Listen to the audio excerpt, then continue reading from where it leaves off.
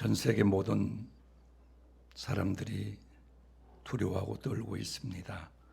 코로나19라고 하는 그 감염병으로 인해서 전 세계 모든 나라들이 하나같이 불안에 떨고 있는데, 그런데 이 코로나를 이길 수 있는 유일한 방법은 흰 양말입니다. 그리고 흰 고무신입니다.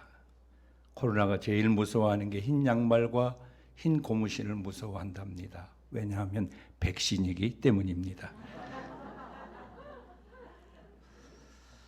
제가 이 교회를 목사님이 공석일 때 4개월 동안 주일날 섬겼습니다. 참 행복했습니다. 그리고 정말 이 교회가 잘 되기를 소원하고, 지금도 제가 교회 일을 위해서 기도를 계속해 오고 있습니다. 제가 4개월 동안 섬기면서 9월 23일, 2018년 9월 23일 주일까지 제가 섬겼습니다. 그리고 김북이 목사님이 부임을 해서 이제 2년 남짓되는데, 한 사람이 바뀌니까 이렇게 환경이 바뀔 수 있나, 한 사람 바뀌니까, 사람 하나 바뀌니까 이렇게 달라지는구나 하는 것을 제가 아주 뼈저리게 느끼면서 참 사람이 중요하다, 그 중에 목사라고 하는 이 한 사람이 얼마나 중요한가 하는 것을 새롭게 생각을 하게 됩니다. 이렇게 좋은 환경에서 예배드리고 싶습니다. 저도 이 교회 나오고 싶은 마음이 막 생기네요. 음목교에서 맨날 이 풍진 세상을 만났으니 우리의 할 일이 무엇인가, 이 정도의 분위기인데, 음목교회는 은퇴한 목사님과 사원들이 모이는 교회, 여기에는 그냥 찬양 오케스트라, 이야 진짜 부흥 될 수밖에 없구나 하는 것을 제 마음에 감동으로 느껴졌습니다. 미국의 언론기관에서 이 세계에서 가장 많이 사용하고 있는 단어가 뭐냐 조사를 해봤더니 영어로 땡큐라고 하는 단어였습니다. 전 세계 어디를 가든 간에 많은 사람들이 사용하는 단어가 땡큐, 땡큐 그러잖아요. 우리말로 말하면 감사합니다, 고맙습니다는 뜻이잖아요.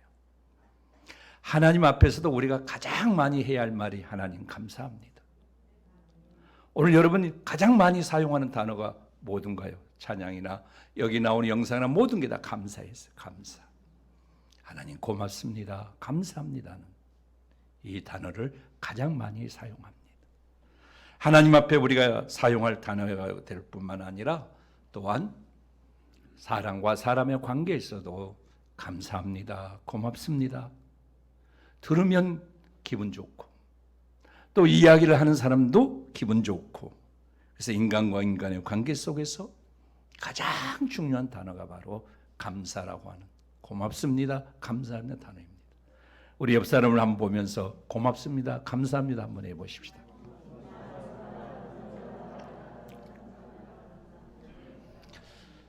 데살로니가서 5장 18절 말씀에 범사에 감사하라, 이것은 그리스도 예수 안에서 너희를 향하신 하나님의 뜻이니라 그랬어요. 하나님께서 우리를 향해서 원하신 게 뭐냐? 감사해라. 왜 그럴까요? 필요하니까 얘기하는 거죠. 필요 없는 얘기 안 하잖아요. 필요하니까. 무엇보다도 감사가 꼭 필요하니까 감사해라, 감사해라 할 수밖에 없습니다. 그런데 여러분, 감사하기를 원하십니까? 그런데 감사가 안 된다는 데 문제가 있어요. 감사하고 싶어요. 감사하는 삶을 살고 싶어요. 인간과 인간에게서 감사하고 싶어요. 부부간에도 정말 고맙습니다, 감사하면서 살고 싶어요. 때로는 현실적으로 안 돼서 고민스러울 때가 참 많더라는 거죠. 그러면 어떻게 하면 우리의 삶에 주님 말씀하신 대로 범사의 모든 일에 높아져도 낮아져도 성공해도 실패해도 어떻게 하면 감사할 수 있을까? 그건 뭐냐? 비결이라는 거죠. 방법을 아는 게. 그래서 오늘 설교 제목이 뭐라고요? 감사의 비결. 이렇게 제가 제목을 정했어요. 비결이라는 말을 국어사전에서 아주 재밌게 설명을 해놨더라고요. 비결, 국어사전이 이렇게 말합니다. 세상에 알려져 있지 않는 자기만의 묘한 방법, 이렇게 얘기했어요. 자기만이 가지고 있는 묘한 방법이래요.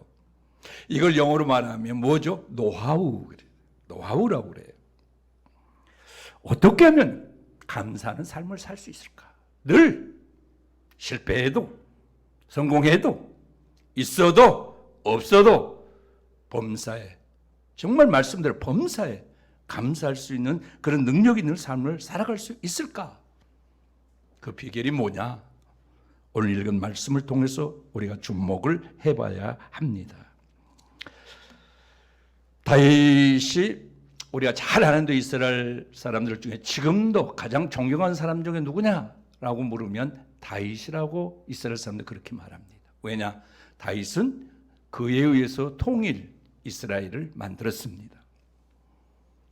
근데 그의 마음속에는 늘 아쉬움이 있었고 소원이 하나 있었습니다. 잘 아는 대로 이 예배 변천사를 보면은 제일 먼저 족장 예배가 시작이 됩니다. 구약 성경에 보면 아브라함이 남방으로 옮겨가 그것에 제단을 쌓았다, 이런 얘기가 나와요. 야곱이 제단을 쌓았다. 구약의 성경에 제단을 쌓았단 말은 예배했다는 말입니다. 그런데 가족 중심의 예배였어요. 그리고 일정한 장소가 아니라 옮겨가서 옮겨가는 것마다 가족 중심으로 예배를 드렸습니다. 이걸 족장 예배라고 말합니다. 그리고 이스라엘 백성들이 애굽에서 이제 출애굽을 해서 나올 때 최초로 하나님께서 예배 장소를 정해 주십니다. 그래서 구체적으로 필요한 재료들을 백성들이 다 가져오게 하고 또 설계도까지 하나님이 다 모세에게 직접 말씀합니다. 재료, 설계까지 다 해주세요. 그러면서 이렇게 해라. 그리고 그곳에서 나에게 예배해라. 하나님이 지정해 준 예배 장소가 바로 성막 예배입니다. 그걸 해막 예배라고도 말합니다. 그런데 이제 해막 예배, 성막 예배를 광야에 드리다가 가나안에 들어가서 이제 정착을 하고 안정된 생활을 하는데 다윗도 좋은 궁궐을 지어서 잘 살고 있습니다. 그의 마음에는 늘 부담이 있었어요. 나는 이렇게 좋은 궁궐에 사는데 정말 하나님 앞에 예배드리는 그것은 바로 성막이라는 거죠. 천막이라는 거예요. 하나님 앞에 좋은 예배당을 만들자고 하는 소원이 있었던 거죠. 그래서 그가 하나님 앞에 예배당을 짓겠다고, 성전을 짓겠다고 결심을 하는데 하나님 말려요. 너 안 돼. 넌 피를 많이 흘렸어. 그래서 네가 하지 말고 네 아들에게 맡겨. 이렇게 해서 예배 변천사를 좀 더 설명하면 예루살렘 성전 예배가 되고 예루살렘 성전이 바벨론 제국의 침략에 의해서 무너져 버리면서 초토화되어지고 포로로 많은 사람이 끌려가서 해외로 끌려갔습니다. 예루살렘 성전은 없어졌습니다. 예루살렘 성전이 구심점이었는데, 그래서 유대인들이 모여있는 그 동네의 중심을 해서 모여진 바로 예배 장소가 해당 예배입니다. 그래서 이 해당 예배는 지금의 비슷한, 이스라엘에 제가 한 달 동안 있으면서 해당 예배에 참여를 해봤습니다. 거의 비슷한, 그리고 예배를 3시간씩 드립니다. 우리나라에서 아마 3시간 주일날 예배 드리면 다 도망갈 겁니다. 그 해당 예배로 발전되고 그 이후에 예수의 부활 이후에 매주 모이기 시작하면서 지금의 이 예배는 예배당이라고 저는 말합니다. 하나님 앞에 예배드리는 공간, 그래서 예배당이라고 말하죠. 다윗 정말 소원했거든요. 좋은 성전 지어서 하나님 앞에 봉헌하고 싶었거든요. 허락을 안 해주는 거예요. 그래서 너무너무 아쉬워가지고 백성들과 함께 성전 지을 수 있는 모든 것을 바쳐서 준비를 합니다. 얼마나 성전을 짓고 싶었는데 하나님이 허락 안 해줘서 그 아들에게 임의를 해주는 거예요. 근데 내 아들이 과연 솔로몬이 잘할 수 있을까? 잘해낼 수 있을까 하는 아쉬움. 저는 여기서 메시지가 있습니다. 하고 싶다고 해서 되는 게 아니더라는 거죠. 하고 싶다고 해서 하는 게 아니더라는 거예요. 왜? 하나님이 기회를 주셔야 되지. 하나님이 허락해 주셔야지 내가 하고 싶다 해서 되는 게 아니에요. 내가 찬양대원 하고 싶다. 하나님이 건강 허락해 주셔야 되고 환경과 여건도 만들어 주셔야 할 수 있는 줄 믿습니다. 하고 싶다고 되는 게 아니더라는 거죠. 내가 아무리 원해도 하나님이 허락하지 않냐면 할 수 없더라는 거죠. 그러게 여러분 기억하십시오. 이렇게 좋은 예배당을 리모델링해서 이렇게 아름다운 곳에서 여러분 예배할 수 있다는 것, 그리고 이렇게 할 수 있다는 게 하나님이 주신 은총이고 축복인 줄 믿습니다. 그러게 여러분 기회를 놓치지 마십시오. 할 수 있는 기회가 있을 때 불평하지 마십시오. 감사함으로 감당하시기를 바랍니다. 그러면 열매가 있단 말입니다. 중국 고전에 이런 말이 있습니다. 때를 얻기는 어려워도 잃기는 쉽다 그랬어요. 그때 내가 좀 더 열심히 했어야 되는데, 그때 조금만 더 했어야 되는데, 그런데 지금은 때가 지나버렸어요. 다시금 돌아갈 수가 없어요. 그래서 때를 얻기는 어려워도 때를 잃기는 쉽다는 말입니다. 오늘 이렇게 하나님의 성전 건축을 위해서 봉헌한 예물을 봉헌하는 기도가 바로 역대상 29장의 말씀입니다. 다윗 왕을 주목해 보십시오. 그가 하나님 앞에 감사할 수 있었던 이유가 뭔가를 보십시오. 첫째는 과거와 현재 하나님으로 고백을 합니다. 우리 10절 같이 읽어보실까요? 다윗이 온 회중 앞에서 여호와를 송축하여 이르되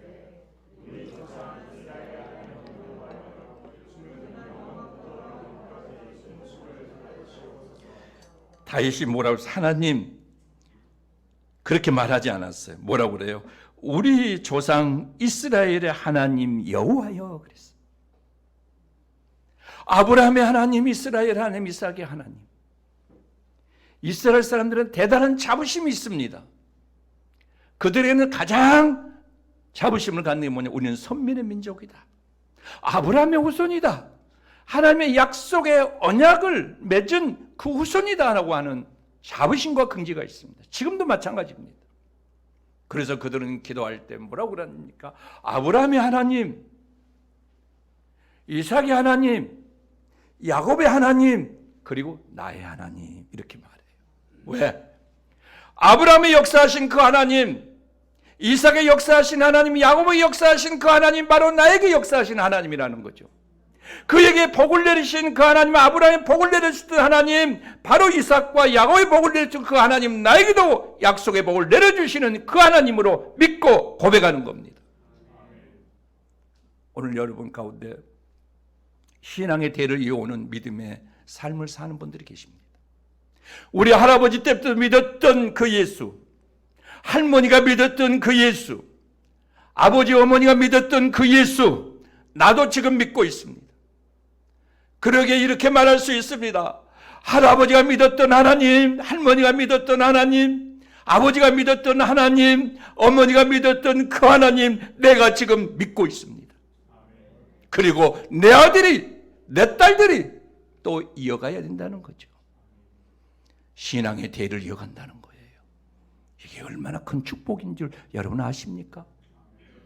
여러분 경험해 보실 때 어렸을 때 모태에서부터 신앙을 이렇게 자랐는데 한참 교회를 다니다 보면 어떨 때는 가기 싫을 때가 있죠.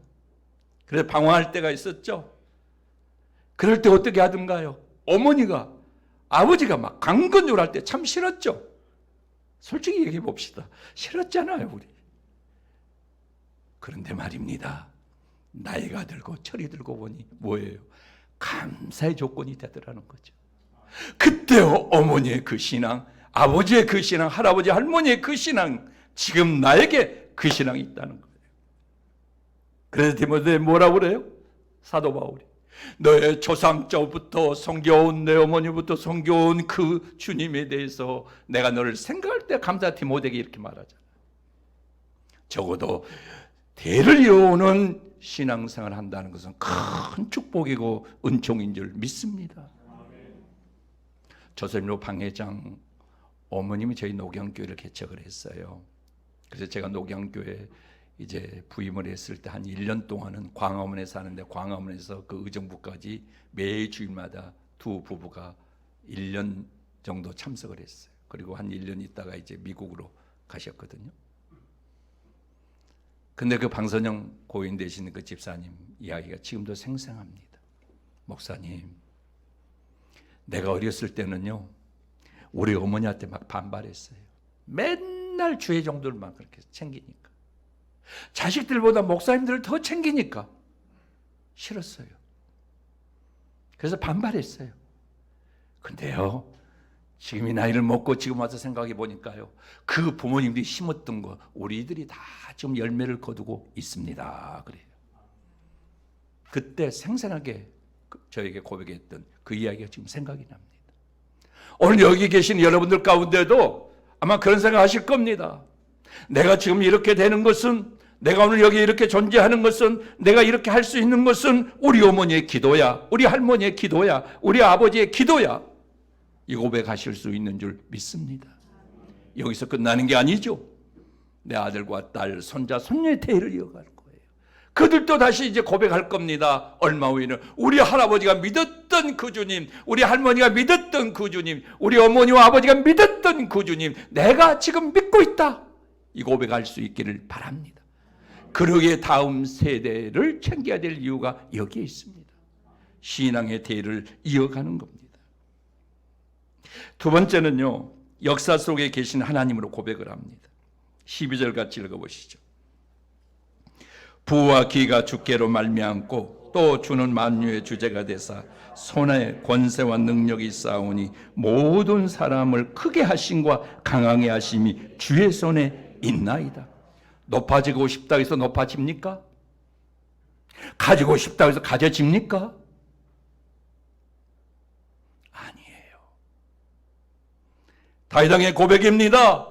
하나님이 높게 해주시고, 하나님이 있게 해주시고, 하나님이 존귀하게 해주시고, 하나님이 부하게 해주신다. 하나님이 역사의 주인이라는 거죠.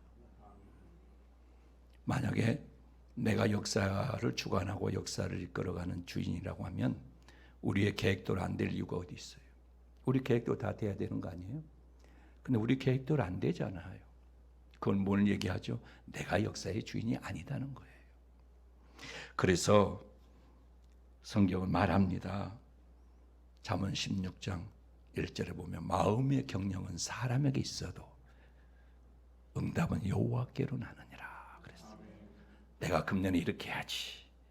계획을 아무리 세워도 그 계획은 내가 세울 수 있어요. 결과는 하나님이 만드신다는 거죠. 잠언 16장 9절 말씀에 사람이 마음으로 자기의 길을 계획하고 살아도 그 걸음을 인도하신 이는 하나님이시냐고 했어요. 네가 아무리 해봐라, 네가 아무리 까불어봐라, 내가 해야 돼. 내가 해야 되는 거야. 여러분, 이런 역사관을 가질 수 있기를 바랍니다. 오늘 여러분 뭐라고 고백했어요? 하나님이 하셨습니다. 그래서 예수 믿는 그리스도인들의 역사관은요, 우연이 아닙니다. 필연적인 역사입니다. 큰 일이든 작은 일이든 여러분은 반드시 하나님의 역사 속에 이루어진다는 사실을 우리는 고백하면서 살고 있습니다. 그래서 우리가 믿는 하나님은 영적인 하나님이시기에 우리가 영적으로 보고 영적으로 듣고 영적으로 생각하고 영적으로 해석하고 영적으로 고백해야 하나님의 역사의 손길을 볼 수 있다. 제가 늘 그렇게 여러분에게 강조했던 기억이 납니다. 여러분 기억나십니까? 우리가 믿는 하나님이 물체적인 하나님이 아니란 말이에요. 영적인 하나님이에요.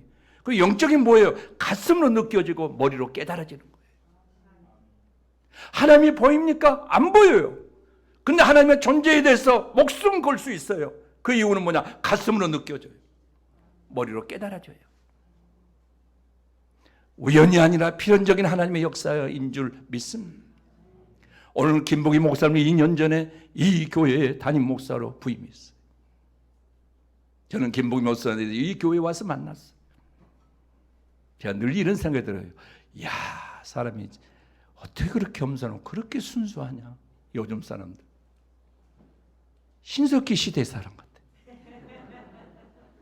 그러면서 제가 마음속으로 오늘 또 오면서 그랬어요.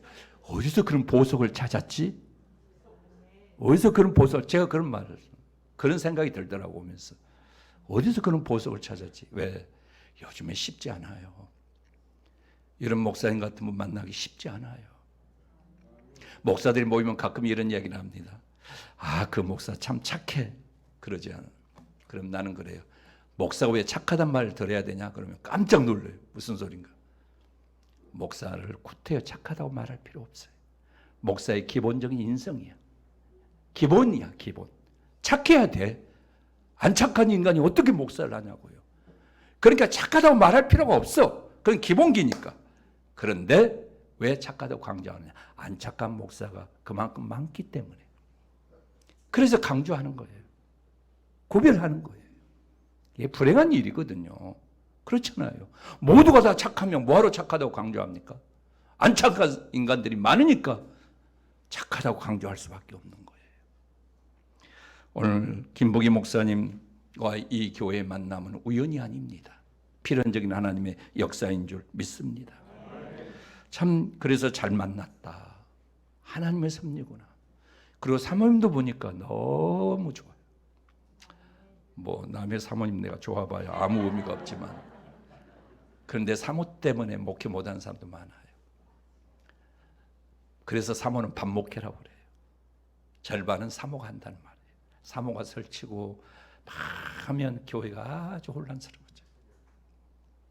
그래서 저는 저와 같이 사는 여사님에게 그렇게 늘 얘기합니다. 나는 49%고 당신이 51%다. 그래야 밥을 얻어먹으니까. 정말 잘 만났습니다. 여러분, 이 만남이 복된 만남으로 하나님께 영광을 돌릴 수 있기를 바랍니다. 세 번째 마지막 봅시다. 하나님의 소유권을 고백합니다. 11절 같이 읽어보십시다. 여호와여, 위대하신과 권능과 영광과 승리와 위엄이 다 주께 속하였사오니 천지에 있는 것이 다 주의 것이로소이다.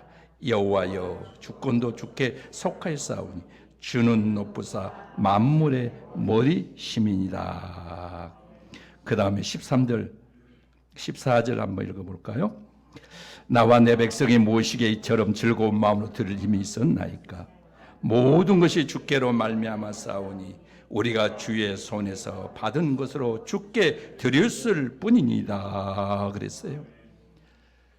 성전에 필요한 모든 것들을 다 준비를 했고 쌓아놓고, 그리고 하나님 앞에 봉헌 기도를 하는 것. 여호와 하나님, 우리 조상의 하나님,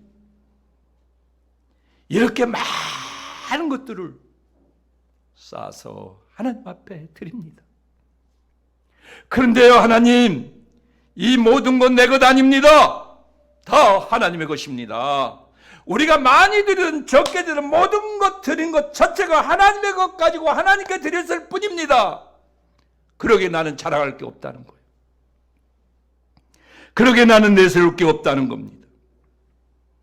9절 다시 한번 9절 한번 읽어보세요. 백성들은 자원하여 드렸으므로 기뻐하였으니 곧 그들이 성심으로 여호와께 자원하여 드렸으므로 다윗 왕도 심히 기뻐하니라. 그랬어요. 어떻게 드렸어요? 성전 건축하자고 해서 필요한 것들 드리자고 하니까 어떻게 자원해서 드렸대요. 하십시오가 아니에요. 내 나라가 아니라 바쳐라가 아니라 스스로 자원해서, 필요하니까 자원해서 드리는 거예요. 자원해서 드리니까 어때요? 기뻐했다는 거. 기뻐했다. 그들이 성심으로 정성으로 여호와께 자원하여 드렸다 그랬어요. 오늘 성북중앙교회 이렇게 리모델링을 잘 해놓는 거, 그냥 하늘에서 뚝 만들어져 가지고 떨어뜨리는 거 아니잖아요. 하나님이 하시되 여러분들의 손길을 통해서 이 일을 하신 줄 믿습니다.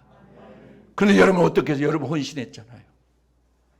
어려운 생활이지만 그 중에서도 하나님 앞에 필요한 것을 위해서 봉헌했잖아요. 정말 있어가지고 한 거 아니잖아요. 비는 데서도 했죠. 빚지고 살면서도 했죠. 왜요? 해야 할 일이고 하나님의 것이라고 생각했기 때문인 줄 믿습니다. 그런데 만약에 이건 내가 했다, 내가 여유가 있어가지고 내가 드렸다 하면 은근히 나를 자랑합니다. 내가 여기서 3분의 1을 차지해, 내 비중을 차지해서 이렇게 드렸는데 왜 나를 몰라줘 하면서 은근히 어깨에 힘이 들어갑니다. 그런데요, 내가 여기 100%를 내가 다 했다, 혼자 다 맡아 다 했다 할지라도 다윗왕의 고백처럼 하나님이요, 내 것이 아니고 하나님의 것입니다. 하나님께로부터 온 것 하나님께 드렸을 뿐입니다. 그 말입니다. 많이 했냐 적했냐 아니에요. 나 하나님 걸 하나님께 드렸어. 그럼 뭘 자랑하냐. 자랑할 게 없다는 거죠. 아멘. 기가 막힌 고백입니다. 그러니 감사하지 않을 수가 없죠. 있어도 감사하고 없어도 감사하고. 왜? 하나님의 것인데. 욥기 1장에 욥기가 다 무너질 때 뭐라고 고백해요? 하나님, 내 것 아닙니다. 내 자식들 걷어가는 거 내 자식 아닙니다. 내 재산 다 걷어가는 거 내 재산 아닙니다. 하나님의 것입니다. 그래서 범죄하지 않았다는 거예요. 내 것 같으면 난리 나죠. 내 것 아니다는 거죠. 하나님의 것이라는 겁니다. 하나님의 소유권을 인정하면 실패해도 성공해도 상관없이 감사할 수 있는 삶의 능력이 되는 줄 믿습니다. 여러분 드리면서 어땠습니까? 즐거움이 있었습니까? 이 봉헌을 위해서 이렇게 리모델링 하기 위해서 여러분이 정말 피와 땀과 정성이 있었는데 여러분 드리면서 기쁨이 있던가요? 즐거움이 있던가요? 그러면 하나님의 소유권을 인정한 결과입니다. 근데 드리면 찝찝하던가요? 나 이거 어디다 써야 되는데, 나 어디다 쓸 목적이 있는데, 근데 안 드릴 수 없잖아. 체면이 있으니까. 그 드리면 찝찝했어요?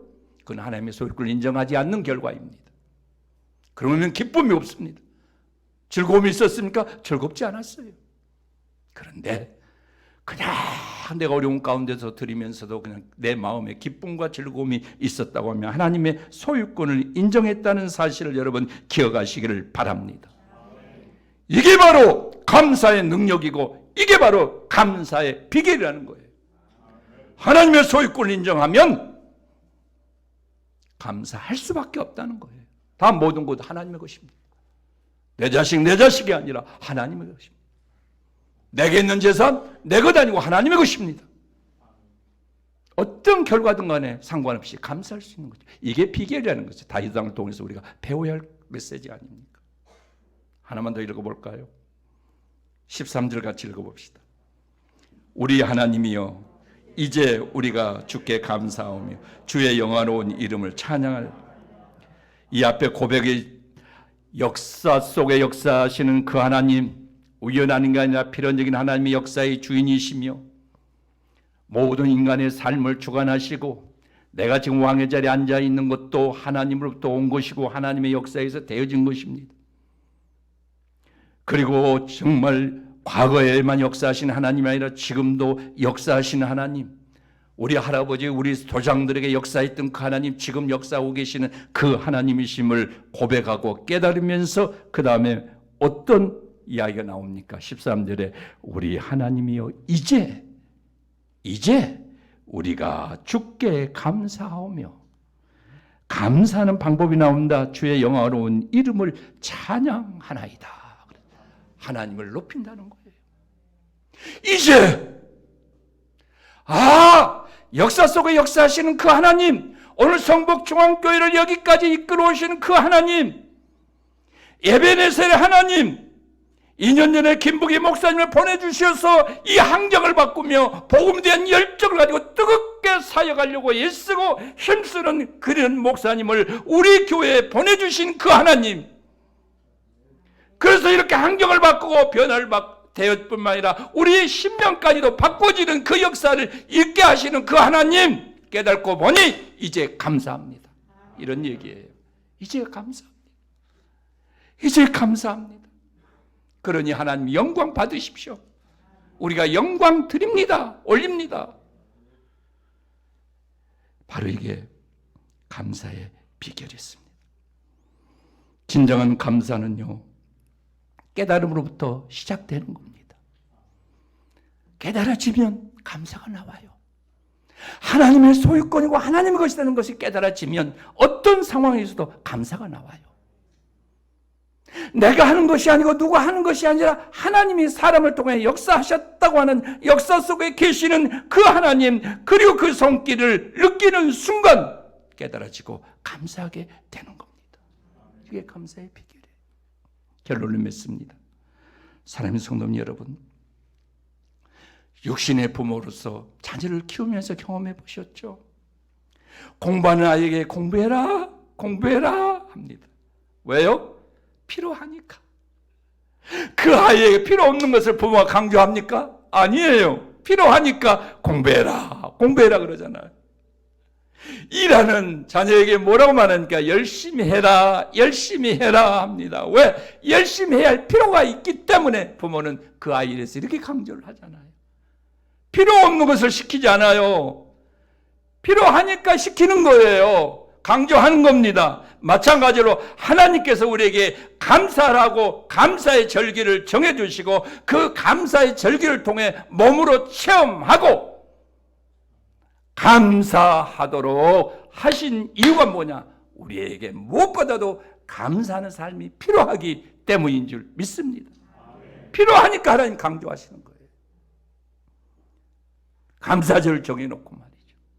훈련하고 교육하는 거예요.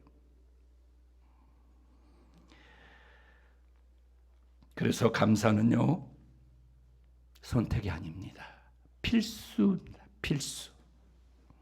우리의 삶 자체가 바로 감사의 비결이 되어야 될 줄 믿습니다.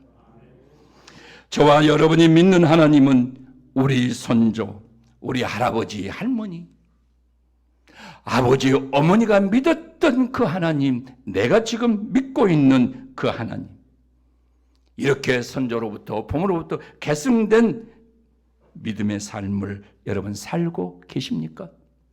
그렇다면 은총이고 축복입니다. 그러기에 우리 자녀들, 내 대해서만 끝나는 것이 아니라 우리 자녀들의 나처럼 계속 이어서 신앙의 대를 이어가야 될 줄로 믿습니다. 또한 역사 속에 역사하시는 그 하나님이심을 믿으십니까? 우연이 아니고 필연적인 하나님의 섭리와 그리고 크고 작은 모든 일들이 하나님의 계획 속에서 이루어져 간다는 사실을 여러분 믿고 계십니까? 또한 모든 것 내 것이 아닙니다. 내 생명까지도 내 생명 아닙니다. 하나님의 것입니다. 내게 있는 모든 것 내 소유가 아니고 하나님의 소유입니다. 하나님의 소유임을 여러분 인정하십니까? 그렇다면 감사의 마음이 불일던 마음 속에서 우러나올 겁니다. 그 감사하는 마음이 마음에서부터 시작되어서 그 다음에 입으로 고백이 될 겁니다. 감사합니다. 감사합니다. 그 감사한 마음이 입으로 고백되고 고백하는 것만 끝나는 게 아니라 내게 삶의 소중한 것들을 하나님을 제우선순위로 드리고 싶은 그런 마음이 샘솟듯 솟아나게 될 것입니다. 이런 감사의 능력 있는 삶을 살아갈 수 있기를 주의 이름으로 축복합니다.